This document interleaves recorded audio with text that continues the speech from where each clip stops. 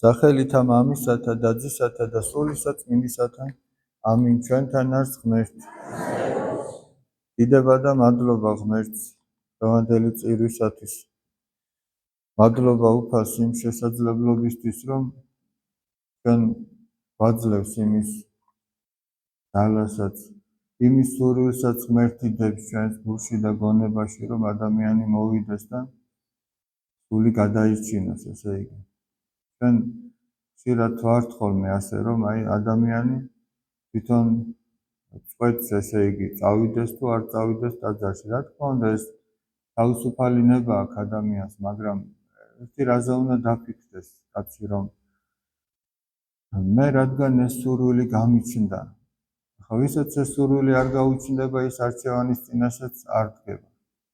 რაღაც სურვილი გამიჩნდა, რომ ახსარება ხომ არ თქვა, ხომ არ წავიდე ტაძარში, ხომ არ ვეზიარო. ეს სურვილი შემთხვევით არ არის. ღმერთი ყველაში არ დებს ჯერ ამ სურვილს. ღმერთმა იცის, ვისში ჩადოს ეს სურვილი. იმიტომ რომ ღმერთმა იცის, ვის როდის მოუწოდოს. და თითოეული ეს აზრი ჩვენს თავში გაჩენილი, ეს შემთხვევით არ არის. ეს ღვთის მოწოდება არის. ღმერთი მოგიწოდებს, რომ გადარჩე. ახლა ყველას რო დავფიქრდეთ, ყველას მოუვა ეს აზრი, არ მოუვა ყველას ეს. რატო არ მოუვა? იმიტომ რომ უბრალოდ აზრი არ აქვს იმის თავში ამ აზრის გაჩენას ჯერჯერობით. ჯერ იქ სხვა სამუშაოები აქვს ღმერთს ჩასატარებელი. იმ ადამიანის, იმ კონკრეტული ადამიანის შემთხვევაში. ჯერ ის რაღაცა აზრამდე უნდა მიიყვანოს, მერე იქამდე და მერე როგორც იქნება. ჩვენსგანა ყველა ესე არ მოგვიყვანა, რაღაცით ხო მოგვიყვანა. იყო დრო, რომ ჩვენს თავში ეს აზრები არ ჩნდებოდა საერთოდ. იმიტომ რომ ღმერთმა იცოდა, რომ მაშინ არ ქონდა აზრი ასეთ ფიქრებს ჩვენში. და როდესაც ადამიანს მოსდის აზრად, რომ ახსარება ხომ არ თქვას, ხომ არ ეზიაროს, ხომ არ წავიდეს ტაძარში, ეს არის ის, რომ ღმერთი მოგიწოდებს, რომ გადაგარჩინოს. მიუხედავად იმ ყველაფრისა, რასაც ჩვენ დაპირისპიროთ მოვიფიქრებთ, რატომ არ უნდა მოვიდეთ ტაძარში, ისიც შემთხვევით არა, არც ის აზრი არ ჩნდება შემთხვევით. ისიც ეშმაგისგანაა, რომ შენ დაგაბრკოლოს და არ მოგიყვანოს. ოღონდ ამ აზრებს ძალიან ლამაზად შეგიფუთავს, ისე კი არა, რომ აი შენ აშავებ, ახლა რო არ მიდიხარ, არა, რაღაცა გამართლებით შეგიფუთავს, ლამაზად მოგაწვის, ყოხდათ, ისე რომ მოგეწონება, ეს ჯობიაო, იტყვი. აბა, ახლა ეს არ ჯობია, რომ გააკეთო, ვიდრე ახლა წახვიდე და ახსარება. ესე ლამაზად მოგიწვის. მაგრამ აქ ადამიანის გონიერებაა საჭირო. ეს გონიერებაც ღმერთმა მიაწოდა ადამიანს. მიანიჭა ადამიანს. გონიერებას, თავისუფალი ნებაც ღმერთმა მიანიჭა. უკვდავი სულიც ღმერთმა მიანიჭა. დღევანდელ სახარებაში ახსარებასთან დაკავშირებითაც არის საუბარი, მაგრამ მოდი ცოტა თავიდან დავიწყოთ. მაცხოვარი, როდესაც კაპერნაუმში მივიდა, თქვენ იცით, რომ ის ბეთლემში იშვა, ქრისტე ბეთლემში იშვა. ნაზარეთში აღიზარდა და შემდგომ კაპერნაუმში ცხოვრობდა ძირითადად. როდესაც კაპერნაუმში იყო ერთ-ერთ სახლში, მის გარშემო უამრავი ხალხი იყო შეკრებილი.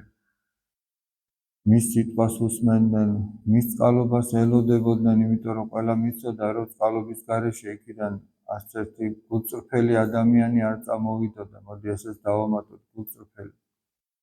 ფარისევლები და სადუკევლები და მზაკვარი ხალხი კი მოდიოდნენ წყალობის გარეშე, იმიტომ რომ მათზე ეს წყალობა არ მოქმედებდა. და ამ დროს, ესე იგი, 4 ადამიანს მოყავს საკაცით ერთი განღვეული, დამბლადაცემული, ავადმყოფი, პარალიზებული. და ხედავენ, რომ, ესე იგი, ვერ შეყავთ სახლში, ვერ შეყავთ ხალხის სიმრავლის გამო.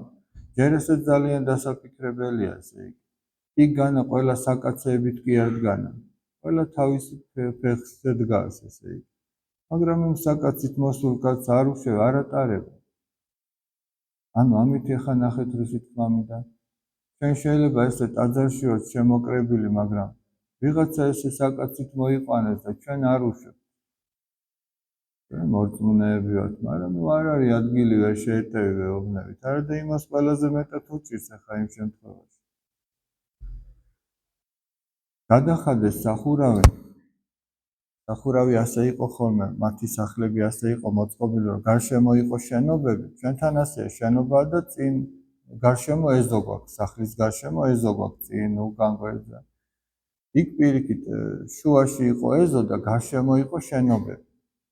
და ის ეზო სახელდახელოდ უამინდობის დროს გადაიხურებოდა ხოლმე, გადახდიდა.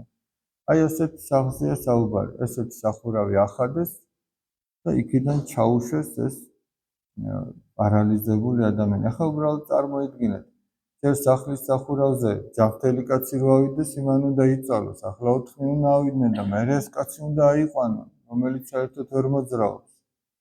მერე იქიდან ჩაუშვან. მერე იქიდანაც თუ არ წამთ, რომ ქრისტე განკურნებს, უკან უნდა იწვალონ და ეგრე ამოიყვანონ, იმიტომ რომ კარებიდან სიყვარულო ხალხი დგას ჯერჯერობით. მერე ღმერთმა იცის ისინი როგორ არანაირად, მაგრამ ყოველ შემთხვევაში თავიდან ესეც. ხოდა მაცხოვარმა რომ იხილა მათი რწმენა, უთხრა განრღვეულსო, შვილო მოგეტევა შენი ცოდვები. აი იმ მიმყვანებელთა რწმენის გამო ეუბნება. წარმოიდგინეთ. ეხლა იქ რო რწმენა არ ყოფილიყო, ან რატო მოიყო, ან რატო ჯერ ვინ იცის კიდე საიდან მოიყვანეს.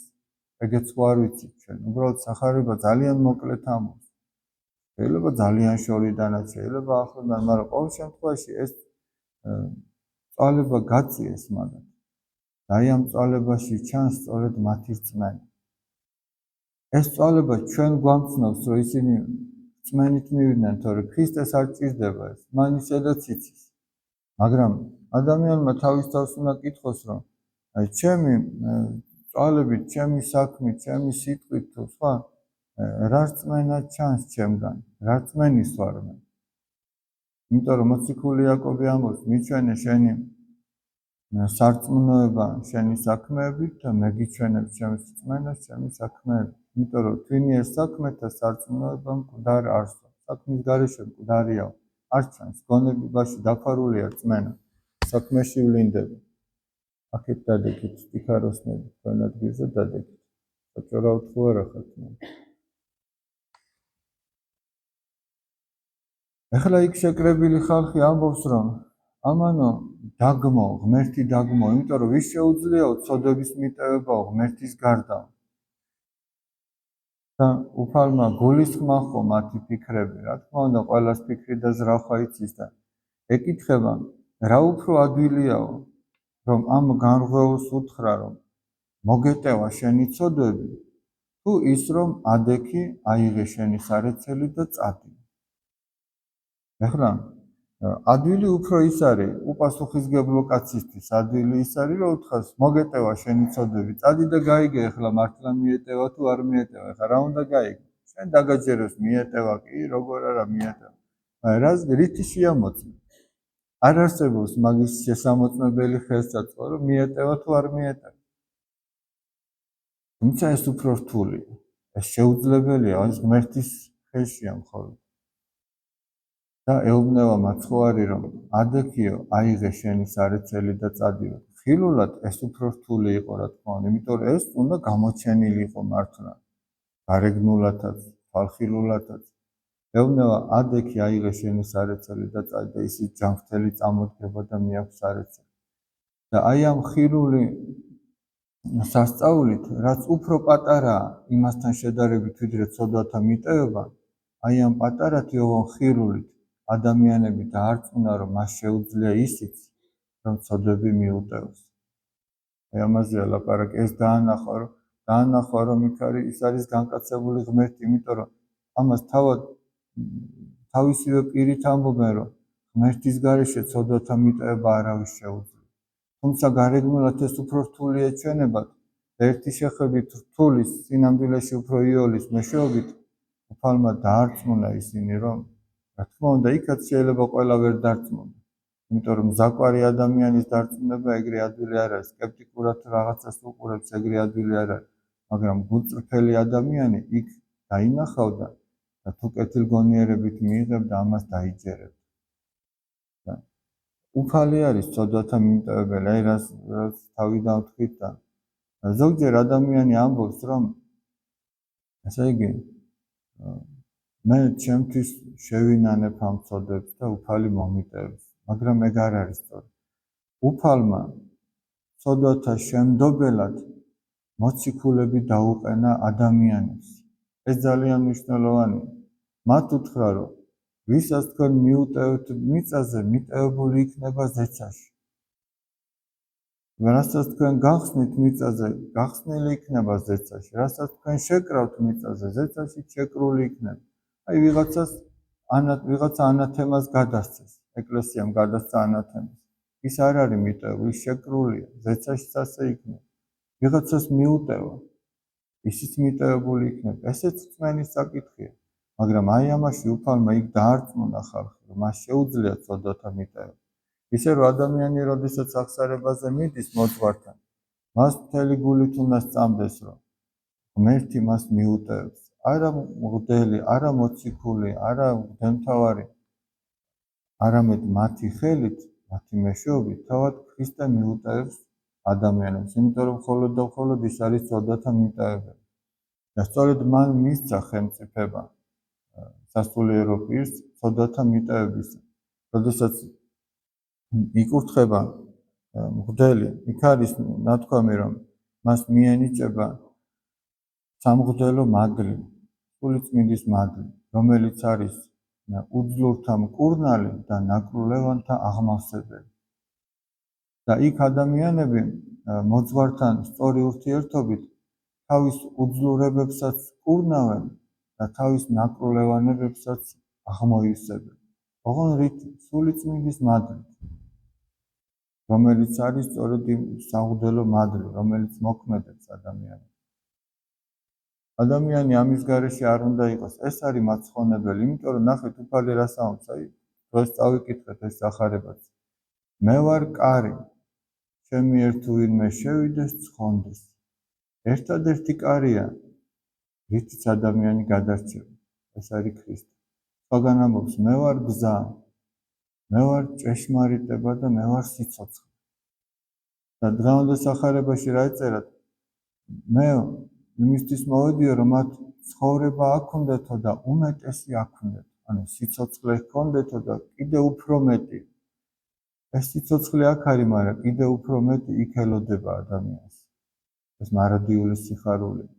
და ქრისტე ამისთვის მოვიდა და ამისთვის მოუწოდებს თითოეულ ადამიანს და რითიც დავიწყეთ, რომ რაღაცა აზრი რო ჩნდება ჩვენს თავში, მოდი ხო არ ვაპატიო. ეს აზრი შემთხვევით არ არის.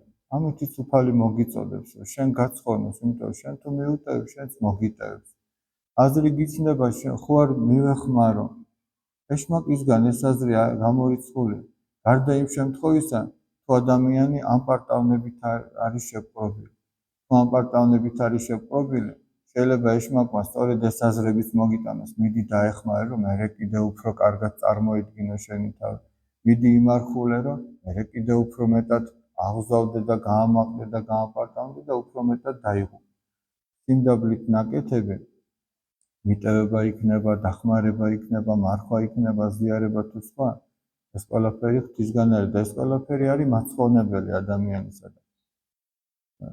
ადამიანები, რომლებიც ესე იგი ხშირად თავის თავს აი ამ მადლს მოაკლებენ, ნელ-ნელა ისინი გრილდებიან. ნელ-ნელა ეს მხურვალება იკარგება. ახლა ქვაბს თუ გაზიდან გადმოდგავ, ცეცხლიდან გადმოდგა, ნელ-ნელა ის გაგრილდება. იმას სულ ჭირდება, ის ცეცხლი სულ ჭირდება. ჩვენ შემთხვევაში რა არის ეს ცეცხლი? ეს არის იგივე ლოცვა, ეს არის იგივე წმინდა წერილის კითხვა, წმინდა მამათა კითხვა, წირვაზე დასწრება, ახსარება, იმ შვიდ საიდუმლოში მონაწილეობა, რაც ეკლესიამ დააწესა. აი ხა დიდ მარხვაში მაგალითად ზიარება ხშირად არის. ზეთის კურთხევის საიდუმლო აღესრულება, ხო? ამ ყველაფერში ადამიანი მონაწილეობით ეს არ არის მარტო წესი, რომ ესე იგი ეს უნდა შეასრულოს უბრალოდ რაღაცის გამო. ეს არის ის საშუალებები, რომელიც ადამიანის სულს სწორედ რომ იმ ცეცხლს შეუნთებენ, რომ არ გაცივდეს ადამიანი. იმიტომ რომ თუ გაცივდა, უფალი ამბობს, რომ ამოგანთხეო ჩემი გულიდანო, იმიტომ რომ შენ არც ცხელი ხარო და არც ცივიო. არც ურწმუნო ხარო და არც მორწმუნო, აი სადღაც შუაში ხარო და ეგეთი ნერთბილი არ უყვარს. ეგ მდგომარეობა არ უყვარს, თორე ადამიანი კი არა, ეგ მდგომარეობა არ უყვარს.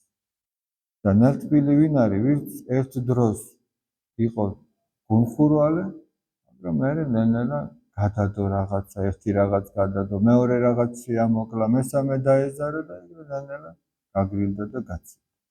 ამიტომ აი აქ სიფრთხილეა საჭირო. თან ახლა ეშმაკი ისეთი დახვეწილია, რომ ცოტ-ცოტაობით იტყუებს.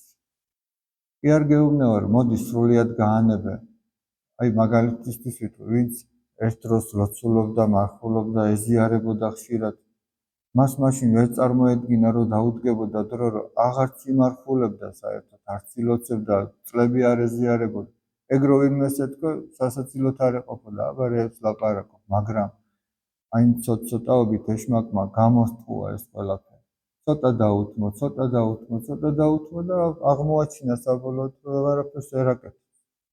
ამიტომ ჩვენც აი ამ ხერხს უნდა მივმართოთ კეთილგონივრულად, რომ ადამიანმა ცოტა უნდა მოუმატოს თავის მოღვაწეობას. ყოველ შემთხვევაში არ დააკლოს მაინც. ეგეც წმინდა წერილში წერია, რომ შეინარჩუნეო, დაიჭირეო ისო, რაც გაქვსო. აი მაგალითად ვიღაცა დილას აღამოთი ლოცულობს, ის უნდა დაიჭირო, იმას არ უნდა გაუშვა ხელი, როგორც მაშველი რგოლი ზღვაში. რასაც მარხულობ, არ უნდა ძალიან მკაცრი მარხვები და ისინი ეშმის ცხოვრება ადამიანს. ის დაიჭირე, ის გეპყრას. დაუშვათ რაღაცა სულიერ ღვაწლს აღასრულებ, ის გქონდეს და იმას არ გაუშვა ხელი, რაც მოიპოვე, ხო წლები რო დადიხარ, რაღაც ხო მოიპოვე, აბა ისე ტყუილად თუ დადიხარ, მაშინ რა და რაც მოიპოვე, ეცადე რომ შეინარჩუნო, იმას არ გაუშვა ხელი. თუ მიამატებ, ეს ძალიან კარგი და უნდა ეცადე რომ ცოტა მიამატო. მაგრამ ძირითადად რა უნდა მიამატოს კაცო? ძირითადად სულიერი სათნოებები უნდა მიამატოს. თორე მაინც და მაინც ის კი არა, რომ ბევრი ილოცოს და საერთოდ არ ჭამოს და არ დაიძინოს და მთელი ასეთი ამბები. სულიერი სათნოებები. უნდა შეხედოს კაცმა თავის თავს, რომ უფრო მეტად მომთმენი გახდა თუ პირიქით მოუთმენელია. უფრო მეტად თავშევეკავებული გახდა თუ არა, უფრო მეტად მოსიყვარულე გახდა თუ არა. მოსიყვარულე მაინც და მაინც ის კი არ არის გარეგნულად ლამაზ-ლამაზ სიტყვები აფრქვიოს. შინაგანად უყვარს თუ არა ადამიანი. მაგაზეა ლაპარაკი. იმ ადამიანისთვის რაღაცას გააკეთებს თუ ვერ გააკეთებს. დაუშვათ უფრო მეტად თამდაბალი გახდა თუ არ გახდა უფრო მეტად. უფრო ადვილად იღებს შეურაცხყოფას თუ უჭირს კიდე რაღაც შენიშვნის მიღება. და კაცი თავის თავს უნდა აკვირდებოდეს. ამაზე დიდი საშრომი და საქმე ადამიანს არ აქვს. თუ სულის გადარჩენაზეა ლაპარაკი და თუ ადამიანი ამისთვის მოდის ტაძარში. თუ სხვა მიზნები აქვს, მაშინ საშრომი სხვა ექნება, თავისთავად ცხადია, მაგრამ ამაზე დიდი საშრომი ქრისტეს მაძიებელ და სულის გადარჩენის მაძიებელ ადამიანს არ აქვს ამაზე მეტი საშური საქმე, ესე იგი. და ის, რასაც მერე კაცი თავისთვის ცდილობს, თავისი შვილისთვისაც ამას უნდა ცდილობდეს. ეხლა რამდენჯერ არის ხოლმე შემთხვევა, რომ ადამიანები მოდიან და შვილი ჭირვეულობს, ვერ ეზიარება. იმიტომ რომ თვითონ არ ეზიარება მშობელი და იმიტომაც მერე შვილებს უჭირთ ზიარება. მერე უნდა სხვადასხვა ილეთი ისწავლოს მშობელმა ჭიდაობის არ აქ შებოჭილი მოიყვანოს, რომ მერე მღვდელმაც მოხერხებულობა გამოიჩინოს და როგორღაც აზიარო და არ იქამ. ის კვირა სასიხარულო ამბავია, ეზიარა ჩვენი შვილი. მაგრამ ჩვენ გვავიცდება, რომ ის ნელ-ნელა მოჯანიანდება და ეგრე ვეღარ შებოჭავდა. მერე ჭირს უკვე, მერე აღარ მოდის მერე შვილი. აღარ მოდის. იმიტომ რომ მაგალითი არ აქვს. აი სამი ძირითადი რამე არის ყოველ შემთხვევაში მე რასაც ფიქრობდი, ესენი მომივიდა აზრად, ესე აი ხო ფიქრობს კაცი, რა არის ძირითადი საშუალება, რითიც მშობელმა შეიძლება შვილზე იზრუნოს. ერთი ალბათ ეს არის, რომ ადამიანმა მაგალითი მისცეს. მეორე ის, რომ შეაგონოს, არც ეს არ უნდა დაიზაროს და მესამე ის, რომ ილოცოს შვილის. აი ამ სამს უნდა აკეთებდეს. ყოველ შემთხვევაში მე რაღაცნაირად ეს სამი აღმოვაჩინე, ესე რომ უნდა ილოცოს, უნდა მაგალითი მისცეს და შეაგონოს თავში. ეს უნდა სცადოს ყველა შემთხვევაში. რაც ადამიანისთვის არის შეუძლებელი, ღვთისთვის არის შესაძლებელი. მაგრამ თავარია რომ მშობელმა ეს არ დაიზაროს. რაც თვითონ შეუძლია, ის აკეთოს. ახლა მაგალითად უფალი ხო ამბობს რომ პირველად სასუფეველი ეძებეთ და ყველაფერი მოგეცემათო და კაც თუ ესე იგი ენერგიის ჩაგდება და დაეზარა მიწაში. ღმერთი როგორ მოასხმევინებს იმას? თუ შეწამლა დაეზარა და თუ იმაზე ზრუნვა, მაგრამ ეს ყველაფერიც რო გააკეთო, მერე მაინც ღმერთზეა ის როგორ მოისყავს და როგორ შენარჩუნდება სიტყვა იქნება თუ არ იქნება და ასე შემდეგ, წია შეჭამს თუ არა. მაგრამ ის რაც შენზეა, ის შენ უნდა გააკეთო. ის რაც შენზეა და თქვა რომ ღმერთი გიშველისო და წახვიდე და წამოკოტრიალდე, არ გიშველის. ეს შენ უნდა გააკეთო. იმიტომ რომ არსებობს ღვთის ნება და არსებობს ადამიანის ნება. ესეც ღმერთმა მიანიჭა ეს თავისუფალი ნება. თუ ღვთის ნებას თანხვედრაში, ღვთის ნების თანხვედრაში მოდის ადამიანის ნებაც, ეს მაცხოვნებელი. მაგრამ არა მარტო ის რომ აი როგორც ღმერთი ინებებს და შენ არაფერი აკეთე. შენ უნდა აკეთო. აი მაგალითად პავლე მოციქულს, როდესაც ის ქადაგებდა და დიდი განსაცდელები და ის ჰქონდა, უფალმა უთხრა რომ ნუ გეშინიაო, შენ რომში უნდა დაამოწმო ჩემს შესახებ. მაგრამ ეგ იმის მიზეზი კი არ გაუხდა პავლე მოციქულს, რახან უფალმა მითხრა აღარაფერი ვაკეთე. თვითონაც იღწოდა და ბოლოს თვითონ მოითხოვა რომ იმპერატორის წინაშე, კეისრის წინაშე წარედგინა. თვითონაც იღწოდა ამისთვის. ისე კი არა რომ მარტო რახან უფალმა მითხრა ესე იქნება. აი ეს არის სწორი მიდგომა, რომ შენ უნდა აკეთო რაც შეგიძლია. რაც შენ არ შეგიძლია, ის ღვთისთვის არის შესაძლებელი. ღმერთი შეგვეციოს, ღმერთმა დალოცვილი და გახარებულები გამყოფოთ. შემდგომ შაბათს არის 40 სებასტიელი მოწამის ხსენება და მეუფე ანდრიამ დანა რომ წმინდა ნაწილებს გამოაგზავნებენ წირვაზე, შაბათს საკათედრო ტაძარში წირვა იქნება, ჩვენ აქ არ გვექნება წირვა, სოფელში გვაქვს ხოლმე წირვა. შეგიძლიათ ვინც მოახერხებთ წირვასაც დაესწროთ, წმინდა ნაწილებსაც ემთხვიოთ ამ წმინდა 40 სებასტიელი მოწამისა. თუ არ ვწდები, შეიძლება დღის ბოლომდე იყოს, მაგრამ ყოველ შემთხვევაში წირვაზე იქნება წმინდა ნაწილები გამოგზავნებული და შეგიძლიათ რომ ეს შესაძლებლობა გამოიყენოთ და შეგვეციოს მათი მეოხება. ჩვენთან არის ღმერთი.